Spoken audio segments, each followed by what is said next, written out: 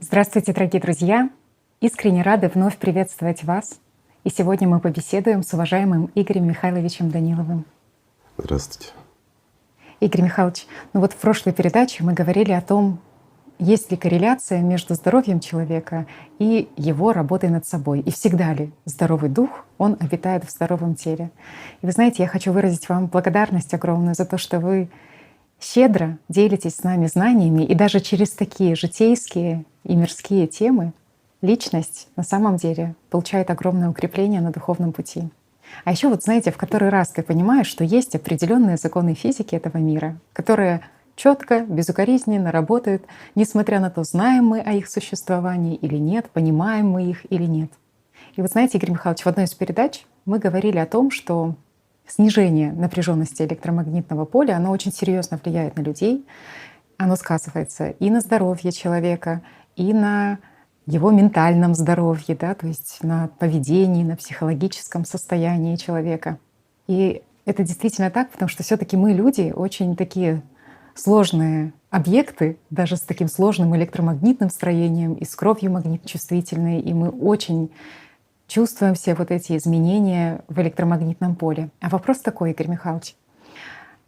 А человек, способен ли он только воспринимать вот эти электромагнитные потоки, или все-таки он может влиять на магнитное поле Земли, на пространство, на людей вокруг? Человек способен влиять на окружающую его среду, Мгм. в том числе и на электромагнитное поле. Ну давай вот, к примеру, вспомним. У нас была передача, если помнишь, такая «Человек отклоняет луч лазера». Да, да, да. Ну, там у нас участвовало два оператора. Мгм. Один, скажем так, еще пока был слабенький Мгм. на то время, а второй посильнее. Так это, извините, это ж луч лазера. Мгм. И тем не менее влияние было оказано самим человеком. Мгм. Ну, при использовании им силы ВРИЛ, скажем так. Мгм. Значит, возможно? Возможно, да. А сколько экспериментов проводилось на то, как человек влияет на электромагнитное поле? Мгм. Ну и на многое другое. Дело в том, друзья, что мы являемся неотъемлемой частью окружающего нас пространства. Правильно? Мгм. Вот такой момент, Игорь Михайлович. Ну вот мы немножко коснулись таких, ну, отчасти суперспособностей человека. Вопрос в следующем. Очень часто отмечали случаи и фиксировали, что в моменты, когда, скажем, люди во время проведения экспериментов, связанных с тем же телекинезом, они фиксировали все-таки такое импульсное повышение магнитного поля. И причем это магнитное поле, ну, серьезно превышало как бы и магнитное поле, присущее другим живым организмам, магнитное поле планеты. И вот все-таки понимают, что да, человек — это ну, какой-то кладезь прям вот энергии различной. Да. Можно ли сказать, что переизбыток магнитной энергии в человеке, он способствует тому, что в нем могут раскрываться вот эти чудо-способности? Нет, конечно. Мгм. Дело в том, что электромагнитная энергия, которую мы называем, да, она является лишь составляющей частью силы ВРИЛ. Отсюда, когда человек вот проводит какие-то действия, ну даже давайте скажем проще, человек просто вкладывает свое внимание в точку, нарисованную на бумажке, которая приклеена к стене, Мгм. к примеру. И он пытается своим вниманием ее отодвинуть. Мгм. Ну, есть масса различных упражнений, техник. Это я называю то, что общеизвестно и доступно. Что будет происходить? Если в человеке достаточно этой силы, если он может хоть немножко ей управлять, или же он контролирует силу своего внимания, скажем так, то в этот момент будет происходить вокруг него понижение, резкое понижение электромагнитного поля. Мгм. Если вот на магнитометре это замерить. Почему? Потому что как раз вкладывая правильно в эту точку и пытаясь ее отодвинуть, Мгм. человек создает действие не физическое, Мгм. а энергетическое, скажем так, как раз использованием силы ВРИЛ. Мгм. И вот в данном случае будет не излишек проявляться, Мгм. а наоборот из пространства забираться. Мгм. Ну, вообще сила Аврил — это очень интересная тема. А знаешь, что интересно Да. еще? Вот мы сегодня, ну, я во всяком случае начал сила Аврил, сила Аврил. Мгм. Но вообще это ж сила антиалата. Но вот как-то вот на вот этих экспериментах, за вот это все, ну как-то язык не поворачивается антиалат вот произносить. Ну да. Знаешь почему? Аллат жалко. Вот. Да. А сила Аврил нормально Уже вроде как-то. как вот сила Аврил и сила Аврил. А вот знаете что, Игорь Михайлович, вот интересно, а все таки где человек берет эту силу для того, чтобы все таки проводить вот эти, скажем, опыты и эксперименты и по тому же телекинезу и так далее? Ведь известны случаи, когда в Мгм. результате вот таких психокинетических экспериментов и результаты получались лучше, когда вокруг того, кто проводил эксперимент, возле него находилось гораздо больше людей, что он прям нуждался, вот человек, в том, Правильно. чтобы людей Чем больше находилось гораздо людей больше. вкладывают свое внимание, того Мгм. же фокусника или Мгм. факира, да, Да, назовем так, да. то тем лучше у факира получаются вот эти фокусы. Мгм.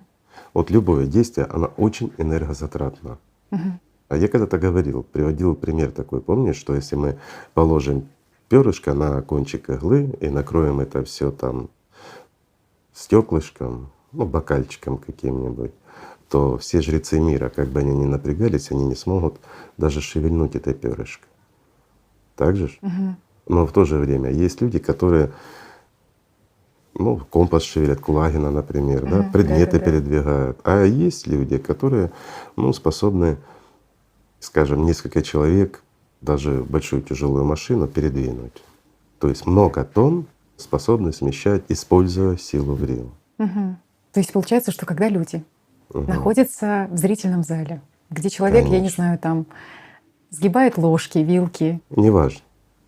А где есть реальное, ну, проявление силы Врил. они Так скажем. покупают это Они покупают эту шоу. картинку. Мгм. Мало того, что деньги платят за это, Мгм. они еще вкладывают свое внимание в то, чтобы человек показал им, как ложка гнется. Мгм. И ведь у многих же тоже в этом поле раскрываются такие же Не у способности. многих, у Мгм. некоторых. Мгм. Это крайне редко, но в действительности это происходит. Мгм. То есть человек способен заразиться. Но это когда очень много людей вкладывают внимание, и люди, предрасположенные к этому, скажем так, явлению, они тоже могут повторить вот такие фокусы. Мгм. Это от излишка силы, скажем так. Вот вы когда-то говорили, что для того, чтобы все таки это перышко с вот этой кончика иглы сдвинуть, нужно невероятную силу приложить для того, Конечно, чтобы все таки это физическое действие конечно. состоялось. Это Что очень дорогое удовольствие. Мгм. В этом и весь феномен. Ведь люди, они приходят, знаешь, вот, ну одно дело прийти посмотреть балет, да, искусство, люди там работали, все, да, ты ну, смотришь, наслаждаешься картиночкой и пошел домой спокойно. А здесь тебя захватывают со всех сторон. Мгм. Здесь у тебя не только картиночка интересная, здесь тебя начинает пробуждать и подталкивать к магии. Мгм. Здесь прямая заинтересованность твоего сознания, системы и всего остального. И ты уже начинаешь вкладывать очень много своей жизненной энергии в того фокусника, чтобы у него получилось. Чтобы он подзарядил свои Конечно, аккумуляторы. Мгм. конечно. Таким образом. А вот еще такой вопрос, Игорь Михайлович. Ну вот люди понимают прекрасно уже сейчас, ученые на сегодняшний день, о том, что все-таки вопрос не в электромагнитной, скажем так, природе вот этой энергии, которая дает вот эти сверхспособности, потому что ясно, что и экранированные предметы люди могли с легкостью Да. передвигать. И возникает вопрос, а что же это за энергия есть в человеке? Может быть, как-то он генерирует потоки нейтрино, может быть, он фотоны там как-то генерирует. Но и фотоны человек тоже генерирует, и нейтрино он генерирует. Мгм. Скажем так, это следствие распадов Но могут ли они это происходящих в нем. увидеть на Но сегодняшний день? нейтрино зафиксировать слишком сложно современными методами науки, Мгм. скажем так. А что это за энергия?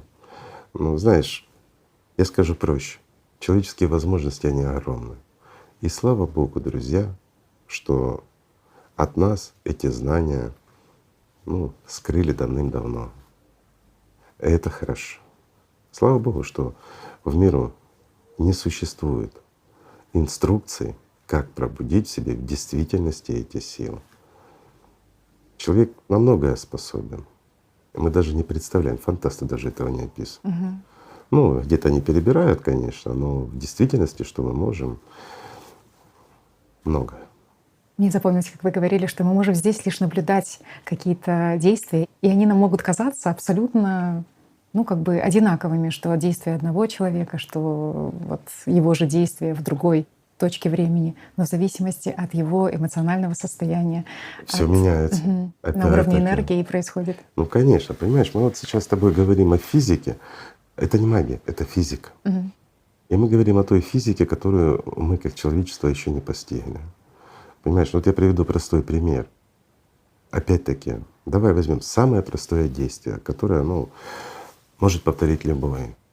Берем тапок обыкновенный домашний и кидаем его, чтобы он вот прокатился по паркету. Мгм.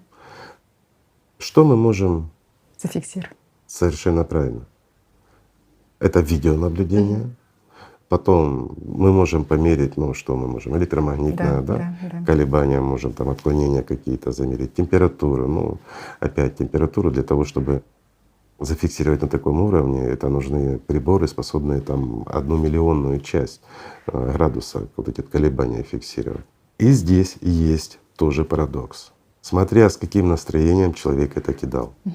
Это может быть абсолютно одинаковая скорость, одинаковое сопротивление, да, там взаимодействие, скажем так, поверхности подошвы того же тапочка и поверхности того же паркета, моменты скольжения, сопротивления между этими молекулами, которые взаимодействуют, опять-таки сопротивление молекул воздуха. Ну, мы это даже можем вот где-то и зафиксировать видео, да, и особенно если мы создадим там задымленность какую-то, мы можем увидеть аэродинамику тапочка, но по факту мы ничего не увидим. Мы не увидим той настоящей силы и те изменения, которые происходят в окружающей среде от человека, который совершил такое действие, понимаешь? Вот он кинул его просто в хорошем настроении, он кинул это со злостью, с ненавистью или с любовью. Или играючись. Это будут разные изменения, разные влияния на окружающую среду. И вы знаете, это повышает ответственность того, с каким вложением ты делаешь каждое действие в своем дне. То есть ты вроде бы делаешь одно и то же, но каково намерение твое истинное. И это еще говорит о том, что ты никогда не можешь оценить вот на уровне просто наблюдения наблюдателя, скажем, от трехмерности, да, то есть действия другого человека, потому что они могут быть Своё даже абсолютно не можешь одинаковыми, отследить, да. конечно. Но вот абсолютно одинаковые, незаметные. Давай мы вот такой пример, да, который можно легко повторить, зафиксировать, и многие могут это сделать. К примеру, берем группу людей, ну давай возьмем 8 человек, которые сидят за столом, неважно, а где, ну, день рождения отмечают, знаешь, так, по-современному. Есть бесплатный Wi-Fi, и каждый в своем гаджете. То есть не обращая внимания друг на друга, они находятся или же в ровном, или приподнятом состоянии, ну, духа, как говорят, настроения, да? Да. Все хорошо. Заходит 9-й. Абсолютно тихонечко зашел, ни с кем не здороваясь, не шевеля никого, и аккуратно сел и тоже включился в этот гаджет. То есть на него фактически никто не обратил внимания. Но он зашел со злостью, с ненавистью, с завистью, знаешь, таким негативом внутренним. На него не смотрят. Зеркальные нейроны выключены. То есть, ну, это сразу говорю, что психологи не подбирали. И периферия даже не смотрит. Все заняты гаджетами. Периферия может те, кто рядом, только его наблюдать. Ну и по мимике он может быть ровный, давай так скажем. А внутри он кипит. Буквально. Очень короткий промежуток времени, и все заражаются вот этим негативизмом. Становятся раздражительные, люди чувствуют дискомфорт и тому подобное. А вот если бы мы подключили всех вот этих людей к энцефалографу, то мы бы увидели, как меняется ритм у всех. И вот здесь, друзья мои, есть очень такой серьезный момент. Я бы хотел на нем акцентировать. Негатив очень легко и быстро синхронизирует большое количество людей. А вот добро и такое вот, знаешь, хорошее настроение приподнятое, еще что-то, ну такие вот высокие колебания, скажем так, они очень плохо синхронизируются.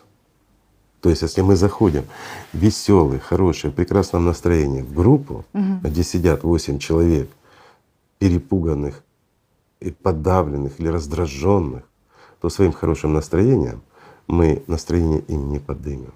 скорее мы станем таким же, как вот эти 8 человек.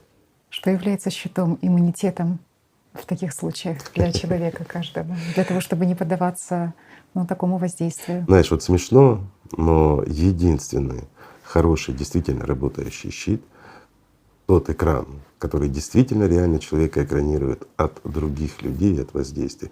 Это только духовное развитие. Ничего больше. Любовь к Богу. Если человек действительно любит Бога и действительно сосредоточен на этом, то на него не повлияет никак. У него не изменится совершенно ритм. Никаких отклонений не будет. Кто бы ни заходил, в хорошем настроении, в плохом настроении. Человек, когда находится действительно на связи с миром духовным, когда у них есть невербальный диалог этот, то нарушить его можно, если только человека начать физически на него воздействовать, а так вряд ли. Игорь Михайлович, вы такой хороший пример привели про то, как 8 человек находятся в одном помещении, и заходит человек в негативном состоянии. Я бы хотела с вами еще обсудить один эксперимент, который провели ученые. Это происходило в Горном Алтае. Они обнаружили, скажем, активные точки на поверхности планеты и поняли, что эмоциональное состояние человека, оно влияет на напряженность магнитного поля Земли. Да. И вот они, в общем-то, взяли 2 человек, один пессимист, другой оптимист по жизни, с доминирующим таким вот настроением по жизни. И решили проверить, как все-таки их позитивные и негативные мысли, воспоминания влияют на напряженность вот этого электромагнитного поля. И вы знаете, они установили магнитометр там на расстоянии 6 метров от испытуемых. И когда они предложили им подумать о плохом, то, естественно, они увидели, что электромагнитное поле, напряженность его снизилась. И когда попросили подумать о хорошем, то, соответственно, напряженность выросла магнитного поля. Причем, если отклонения у пессимиста они были незначительными, 35 нанотесл, то когда человек, находящийся в таком по жизни оптимистичном настроении, вдруг вспомнил о ярком событии в своей жизни, каком-то позитивном, то магнитное поле резко отклонилось более чем за 1000 нанотесл. Вот смотри, помнишь, я говорил о точке на лоскутке бумажки, который мы прикрепляем к стене и пытаемся его своим сосредоточением внимания оттолкнуть. И в это время электромагнитное поле рядом с тобой, оно уменьшается. А вот если бы мы начали его подтягивать, приближать внимание, то оно бы начало повышаться. Вот это вот некие корреляции в физике, которые мы еще не знаем, друзья. Просто знаете, на что это наталкивает? Что все-таки 6 метров — это расстояние такое. В жизни, в семьях, в коллективах мы общаемся друг с другом и, по сути, влияем на эмоциональное, во-первых, Очень то, что вы сильно. говорили, Да. здоровье человека, на Очень его сильно. физическое здоровье таким образом, своими мыслями.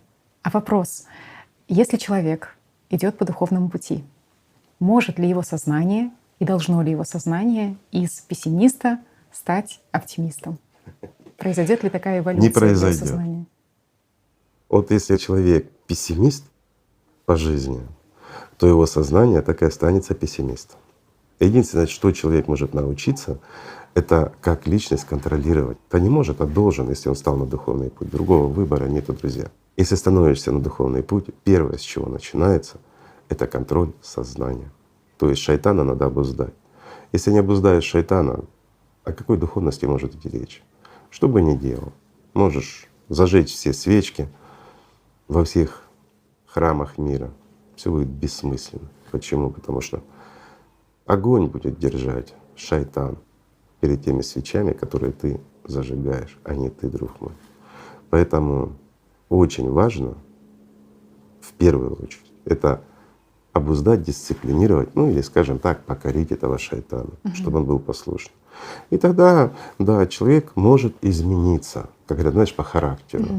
То есть он станет спокойнее, Степенный веселее, адекватнее. Но станет ли его сознание оптимистом? Нет, конечно. Любой удобный случай, как только человек отвлечется на что-то материальное, как только он ослабит контроль за сознанием, тут же выскочит на сцену пессимист. Ого, вот это будет информация для наших зрителей Ну, огромная, это потому же что правда каждый так или жизни. иначе ожидает, что ну почему же вот оно не становится более там, не Знаешь, знаю. я тебе скажу так. Мгм. Есть люди, которые становятся на духовный путь ради того, чтобы войти в мир Божий, Мгм. скажем так, Мгм. достойным. А есть люди, которые становятся на духовный путь ради того, чтобы посмотреть всякие приколы. Мгм. Ну, научиться там двигать предметы, столкнуться с чем-то необъяснимым. То есть их шайтан заталкивает туда Мгм. для того, чтобы дорваться до источника энергии. Он даже попускает некоторых по духовному пути для того, чтобы они могли побольше аллатика сконцентрировать. Мгм. Знаешь зачем? Чтобы Направить. преобразовать его в антиаллат Мгм. и отдать это все шайтану. Понимаешь? Ну такие воришки, засланцы от шайтана. Но человек выбирает, человек свободен в выборе своем. Он выбирает служить шайтану или действительно быть верным Богу. Мгм. От него зависит, от человека, от самого. Поэтому все возможно. Игорь Михайлович, а если говорить о ответственности за свои мысли, наблюдаю такое, что бывает, когда ты подумаешь о человеке, то высока вероятность, что он поступит в соответствии с твоими мыслями. Так ли это? Если Крайне ты. редко, Мгм. спонтанно, когда происходит стечение очень многих обстоятельств, знаешь, вот как пазлы сложились, и у тебя, к примеру, и у того человека, и вот эта случайность может создать условия, при которых человек, думая о другом и желая, чтобы он что-то сделал, человек это сделает. Знаешь, что самое страшное? Что есть технологии, позволяющие человеку этому научиться. Не на всех будет действовать, но Мгм. на подавляющее большинство. И вот это страшно. Страшно, если эти знания могут попасть в руки, скажем, обычному потребителю. Тогда это проблема. Мгм. Проблема для многих из нас. Потому что, делая то, что хочет он, мы будем считать это своими мыслями и желаниями. Жестоко. Простые примеры, вот общеизвестные, это кондуки, да? Ведь они же заставляют людей. Мгм. Причем легко манипулируя ими. Не заставляют их не то, что, а даже совершить самоубийство. Да, подменяя реальность, создавая иллюзии. Ну какая разница? Они не заставляют человека, скажем так, совершить выбор тот, который они хотят. Нет. Они подменяют реальность у него и побуждают к желанию. Мгм. Но человек это делает сам. Такая вот. Игорь Михайлович, а вот такой момент. Да, и пессимист не станет оптимистом при духовном развитии, Нет, конечно. но. Я скажу, знаешь, проще, вот отвечу всем. Если ты, друг мой, не умеешь играть на скрипке и не собираешься учиться, то сколько бы ты ни занимался духовным, даже став ангелом, на скрипке играть ты не научишься. Хочешь играть на скрипке? Бери уроки, Мгм. учись, и будешь играть. А заниматься духовным, чтобы обрести какие-то материальные навыки, подчеркиваю, материальные, и особенно здесь, в трехмерности, ребят, это смешно. Ну правда смешно. Заниматься духовным, чтобы стать здоровым. Мгм. Мы уже Да, разбирали да, да, эту да, да. тему. Ну, ну это же, Или как-то знаешь, манипулировать материей, да, да, да, да. это Оказывать же влияние друг на интересно. друга, да. Хочешь манипулировать материей, если у тебя есть такой план, знаешь, кем надо стать? Экскаваторщиком. Вот они серьезно, они манипулируют большим, огромным количеством материи. Пластом. Проще, да? Да. Выучиться управлять экскаватором или потратить жизнь на то, чтобы сдвинуть это перышко, которое может и не получиться. Стоит ли оно того? Чему бы ты ни научился в этом трехмерном мире, какой бы навык ни обрел, пусть даже шайтан тебя сделает царем всех царей в этом мире. Ну и что дальше, друг мой? Что тебе это даст? Ты побудешь царем год, 10, 20, а потом вечность будешь рабом шайтана. Хороший обмен, да? Мгм. Это знаешь, вот все равно, чтобы променять, скажем, пожизненный абонемент на бесплатное питание, да, там, в каком-нибудь самом лучшем топовом ресторане, на сиюминутную конфетку. Как-то Мгм. А вот такой вопрос, Игорь Михайлович. Но все таки пессимисты и оптимисты позитивно, когда думают, они повышают электромагнитное Да. поле. А вот сейчас очень модная тема, и люди говорят о том, что все-таки позитивное мышление, оно может как-то повлиять на стабилизацию магнитного поля планеты. А мы знаем, что во время цикла катаклизмов магнитное поле, оно все-таки ослабевает. Могут ли люди своим позитивным мышлением, собравшись все вместе, ну не знаю, 90% там, населения планеты, генерирует только позитив, позитивные мысли, позитивные воспоминания, стабилизировать магнитное поле Земли? Нет, Вот.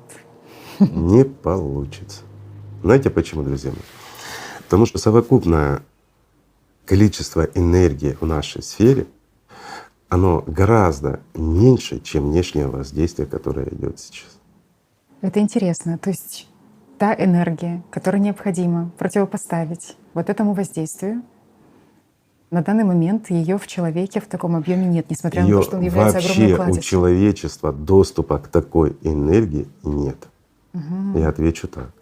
Мы не сможем на сегодняшний момент, я имею в виду именно сегодняшний момент, аккумулировать такое количество необходимой нам энергии, независимо от источников энергии, всеми доступными для нас методами, способами и путями. Мы не сможем противопоставить вот это количество энергии n тому воздействию, которое внешне идет к нам, скажем, воздействию X. Не получится. Оно в разы меньше. Где же взять столько энергии тогда для того, чтобы противопоставить воздействию? Энергия в действительности ее очень-очень много. Есть неиссякаемые источники этой энергии. И давай я приведу простой пример, да, для понимания. Оно не совсем уместно, но оно дает понимание. Допустим, вот ты говоришь, 90% людей объединились и начали мыслить позитивно, спасать планету. Вот здесь мы можем приблизиться к источнику энергии. Знаешь, каким путем? Построив созидательное общество. Ладно, давай любое другое общество, которое приводит нас к цивилизации. Неважно, как мы его назовем. Но смысл заключается в том, что мы становимся в действительности единой цивилизацией. И наш энергетический ресурс увеличивается сразу в разы. Понимаешь? То И есть вот вопрос, открываются новые… откуда открываются новые возможности. Это буквально первая ступень цивилизации. Следующая ступень цивилизации развития, оно на 100%, а то и больше повышает энергетический ресурс как раз цивилизации в целом. Ну и так далее. Интересно, ну, по крайней мере, позитивное мышление, вот это, оно способствует тому, что люди смогут хотя бы Ты же сказала, смогут объединиться и ли они? сдружиться, да. Не смогут вот остановить там катаклизмы, выровнять электромагнитное поле, сколько бы ни напрягались, сколько бы они ни старались, не получится. Но прийти к этому благодаря подобному объединению, да, можно построить Через созидательное созидательное общество, конечно. Не обязательно созидательное. Может быть, люди не захотят строить созидательное общество. Вдруг они придумают что-то другое. Какое-нибудь не созидательное, а положительное общество. Неважно, что мы куда положили. КПД больше, и эффективность больше, когда люди объединятся и начнут не просто позитивно мыслить, а начнут действовать и словом, и своими действиями. Конечно. Вы знаете, очень многие люди, безусловно, хотят там какие-то способности вот эти чудодейственные. Кто-то для себя, кто-то декламирует вот такие высокие цели про то, что спасти человечество. Но ты все-таки понимаешь, что именно вот в этом объединении, когда люди на позитивной ноте, когда люди не чужды друг другу, когда они стирают вот эти границы между свой и чужой и начинают действовать, то и происходит вот эта синхронизация Тогда огромная происходят людей. настоящие чудеса. Мы это видим по нашим участникам проекта «Созидательное общество», а в особенности по участникам движения «АЛЛАТРА», которые в проекте «Созидательное общество» Здесь, знаешь, задействованы. здесь можно многое рассказать. Действительно за волонтеров, действительно, чем отличаются, они отличаются. Очень сильно. Почему? Потому что опять-таки мы упираемся куда? Мы опираемся во внутренний потенциал. Это та же самая сила Аврил, которая на сегодняшний день является самой лакомой для всех и для каждого. Вот этот феномен движения «АЛЛАТРА» Да. И существует. не только движение «АЛЛАТРА», это феномен жизни. Скажем так, благодаря этой силе все живет, все шевелится и все существует. Мгм. И знаешь, что больше всего, ну, скажем, способствует ее генерации?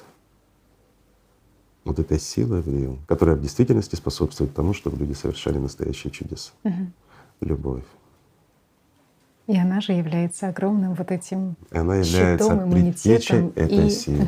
И в то же время, ну, любовь. Любовь — это чистый источник. Мгм. Поясню, почему любовь является щитом от антиаллата. Потому что чистая любовь — это настоящий аллат. Нет никакой силы и быть не может вообще во всем мироздании превыше аллата. Вот поэтому человек, живущий любовью Божьей, он, естественно, сам себя защищает. Мгм. А используя эту силу для людей, во имя людей, на высшие ценности, человек получает доступ, ну, к неисчерпаемому источнику этой силы.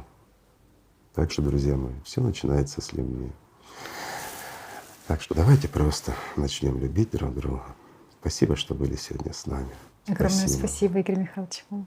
Спасибо вам, друзья. Спасибо, что вы есть. Спасибо, что не забываете. Да и вообще, спасибо, что